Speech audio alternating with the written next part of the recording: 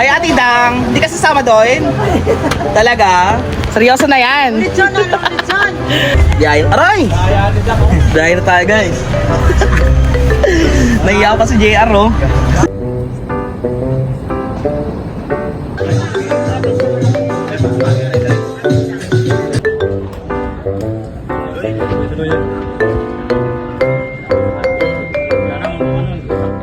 Alam mo yung bisyo?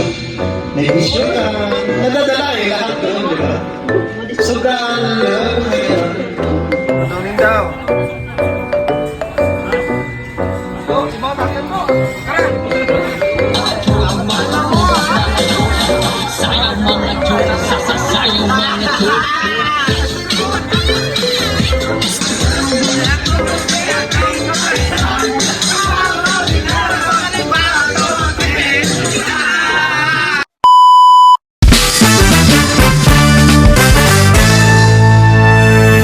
Hey Europe, this is your boy Pops Manuel. Di pogi, di babaero, walang bisyo, di nagiinom, di naninigarilyo, simba lang. Abay, napakabait. Yun, ngayong araw mga Pops, no, Christmas party namin sa pinagtatrabahuan namin. So, ngayong araw is pupunta kami sa May Bulacan dahil yung pinaka-venue namin andon, which is yung bahay ni Boss andon rin, kaya doon kami magsama-sama. So, for now, nasa Malores pa kami. So, magta-travel kami doon. Kasama sila Kuya Tom. Ayan. Tapos yung si Ate Maui nasa loob pa. So, samahan nyo kami mag-travel at pupunta tayo sa May Santa Maria. Let's go! So, andito kami sa harap ng bahay ni Ate Dang. So, dito kami magtipon-tipon kasama yung mga kasama namin. Hi Ate Dang! Hindi ka sasama doon? Talaga? Seryoso na yan? Lechon, lechon. Dadalhan ka namin mamaya. Eto na kami ngayon. Sasakay na kami dito sa may service namin dahil sumabay lang kami kay Kuya Tom. Eto yung magiging sasakyan namin. Ayan, kasama sila Nisi Brothers. So, inaantay pa namin si Ate Maui. Ayan na siya. Tara na! Ayan si Ate Maui, guys. Ayan. So, sabayan nyo kami dahil babiyahin na kami ngayon. At bali, 4 kaming sumabay. So, balak namin kanina is mag-grab. Pwede naman pala dito kasi pupunta sa Kuya Tom. Kaya sumabay na kami. Tara! Biyahe. Aray! Biyahe na tayo, guys.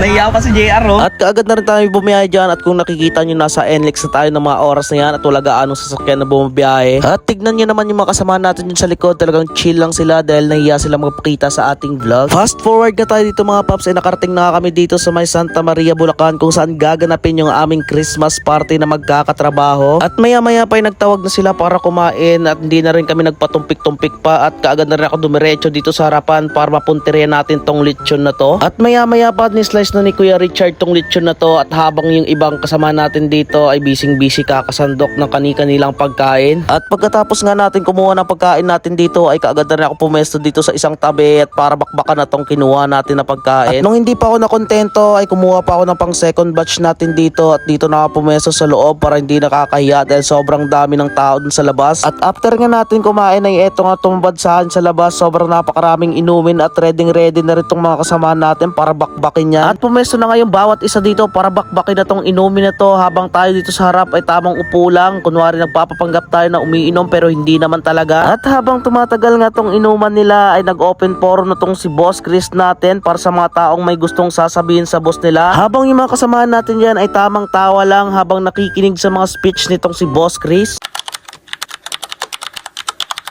Salamat sa kanya. Talaga kayo mga ano niya, yung mga kauhan niya, loyal kayo sa kanya. Tapos alam mo naman yan, parang iya naman talaga yan.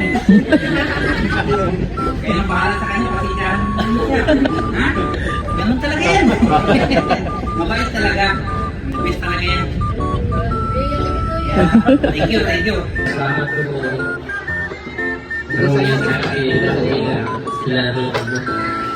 Ito Jay, paring habit. Ay, parang iyak ka.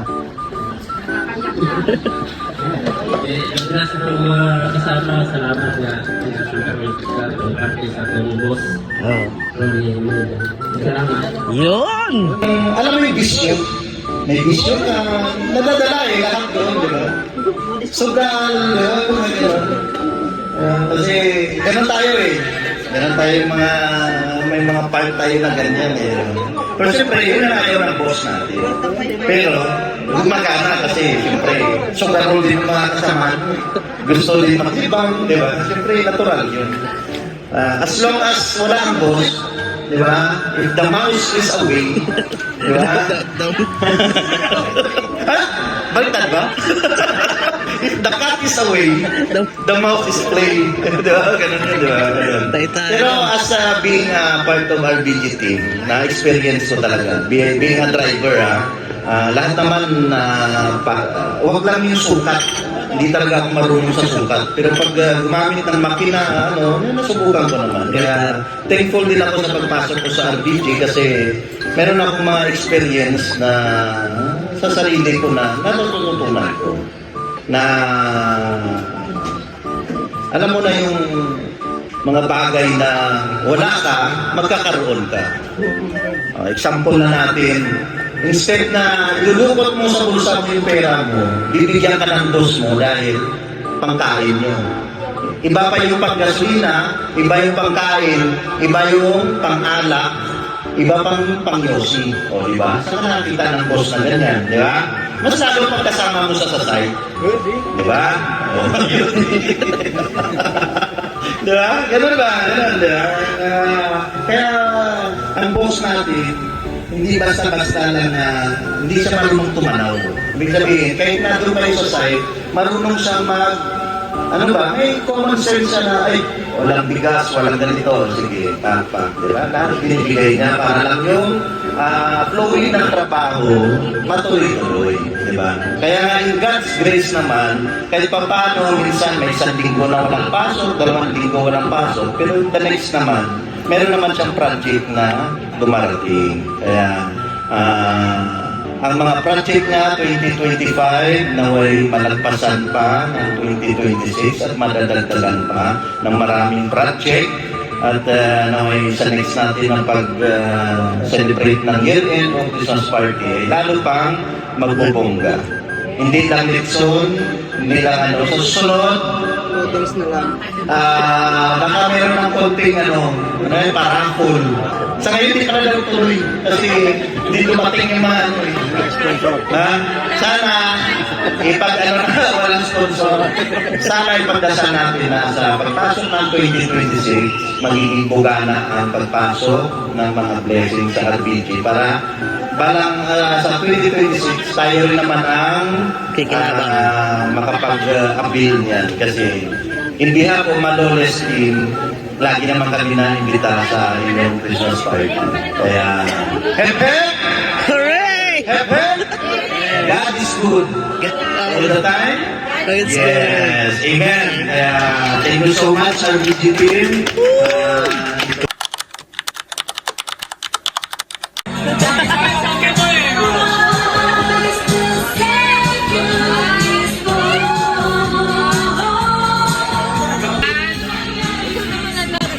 Next! Ay, wow! Graduate!